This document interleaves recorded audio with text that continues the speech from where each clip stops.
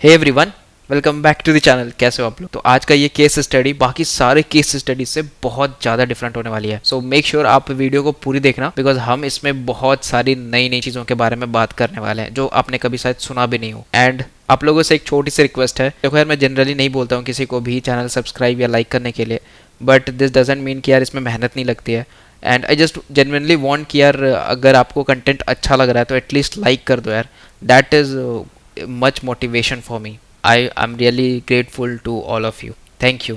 तो चलो शुरू करते हैं। इमेजिन करो कि आप यार गूगल डॉक खोल के बैठो, आपका दोस्त यार लैपटॉप पे कुछ टाइप कर रहा है, आपका एक और दोस्त आईपैड पे कुछ टाइप कर रहा है, और तीसरा बंदा यार कुछ कुछ कमेंट करे जा रहा है, एंड सब कुछ रियल टाइम पे सिंक हो रही है। Everything has to be perfect. अगर एक भी जगह कुछ भी लॉजिक फटा तो भाई सारे जगह पे वो अनअलाइन हो जाएगी। तो आज अपन बहुत ही ज़्यादा इंटरेस्टिंग केस स्टडी पढ़ रहे हैं। This is on the Google workspace and कैसे गूगल ने अपने massive decade old Java code base को कन्वर्ट कर दिया to Kotlin multi platform. Google workspace के पास एक बहुत बड़ी चुनौती थी।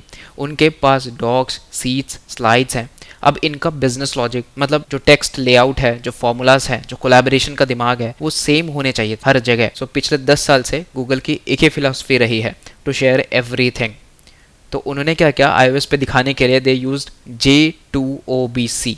इसका मतलब होता है जावा टू ऑब्जेक्टिव सी कन्वर्जन। सो अभी तक वो कोड को शेयर कर रहे थे बाय यूजिंग J2OBC, एंड जहाँ पे उन लोग यार जावा कोड को ही कन्वर्ट कर रहे थे ऑब्जेक्टिव सी में, and then they are trying to run this on the Apple ecosystem. लेकिन दिक्कत यहाँ पर ये हुई कि उनको अब मॉडर्न इकोसिस्टम चाहिए था। वो चाहते थे कि एंड्रॉयड और iOS दोनों पे एक ही जगह पे लिखूं और यार सब जगह चल जाए, लेकिन बिना परफॉर्मेंस कॉम्प्रोमाइज़ किए। अब ये थी यहाँ पे कंडीशन। अब आप सोचो, उनके पास millions of lines of Java code पड़ा हुआ है। अभी भी गूगल डॉक्स जो है वो जावा कोड पे ही चलता है, वो अभी तक कॉटलिन में कन्वर्ट भी नहीं हुई है। आपको ये चीज़ जान करके बहुत हैरानी होगी। अब इतने millions of lines of Java code लिखे हैं कि उनको यार रीराइट करना नेक्स्ट टू इम्पॉसिबल है। तो उन्होंने एक बहुत ही स्मार्ट ट्रांसपाइलर बनाया। ट्रांसपाइलर मतलब उन्होंने मैनुअली कोड रीराइट नहीं किया, बल्कि एक टूल बनाया जो उसके यार एग्जिस्टिंग जावा कोड को उठाता था और उसको कॉटलिन में कन्वर्ट कर देता था। फिर वो कॉटलिन कोड कंपाइल होता था नेटिव बाइनरीज में। तो बेसिकली उन्होंने एक पाइपलाइन बनाई, जावा से कॉटलिन एंड कॉटलिन से नेटिव। अब यहाँ पे उनके पास ऑप्शन था कि वो पूरा आर्किटेक्चर चेंज करें, पर गूगल ऐसा नहीं चाहता था, बिकॉज वो यूआई के साथ कोई भी कॉम्प्रोमाइज नहीं करना चाहता था, एंड उनका सिर्फ फोकस बिजनेस लॉजिक पे था। तो उन्होंने क्या किया, सिंस केएमपी के साथ उनको टेस्टिंग करनी थी, तो उन्होंने क्या किया, टेस्टिंग करना शुरू करी with KMP and with J2OBC की, दोनों में से कौन ज्यादा परफॉर्मेंस दे रहा है। तो जैसा कि मैंने अभी तक आपको बताया था, वो लोग क्या करते थे, जावा से ऑब्जेक्टिव सी में कन्वर्ट करते थे and then they run on the iOS। Now जब ए बी टेस्टिंग कर रहे थे तो ऐसा थोड़ा ना कि उनको कोई एरर वेरर नहीं आई थी या फिर सब कुछ इजीली हो गया था।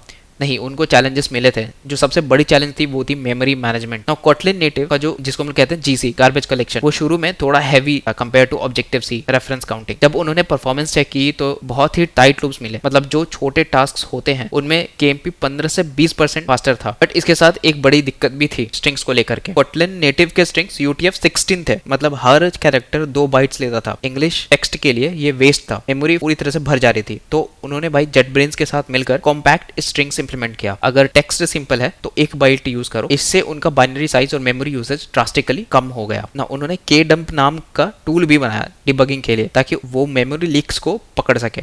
फाइनली जब उन्होंने क्रैश रेट्स देखे तो केएमपी वर्जन बिल्कुल स्टेबल था, एंड एक रेयर बग मिला था जो 1 लाख स्टार्टअप्स में एक बार आता था, बट वो भी उन्होंने फिक्स कर लिया। तो सबसे बड़ी जीत क्या थी कि उन्होंने प्रूव कर दिया कि इतने बड़े स्केल पर भी केएमपी चलता है।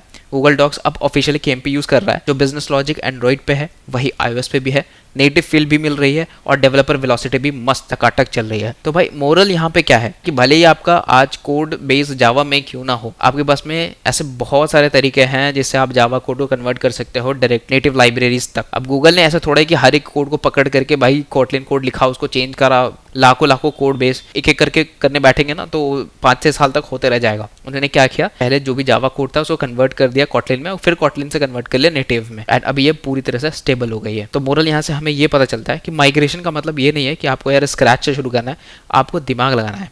गूगल ने प्रूव किया कि अगर आप स्मार्ट टूलिंग यूज करो, जैसे कि उनका ट्रांसपाइलर, तो आप अपने लेगेसी कोड को भी मॉडर्नाइज कर सकते हैं, एंड ये स्पेसिफिक चीजें यूज करके। तो बस यही थी छोटी सी स्टोरी। होपफुली आप लोगों को बहुत मजा आया हो, and the story really inspires मी कि अगर यार गूगल डॉक जैसा कॉम्प्लेक्स ऐप कभी केएमपी पे आ सकता है, तो यार हमारा छोटा मोटा ऐप्स तो आ ही सकता है।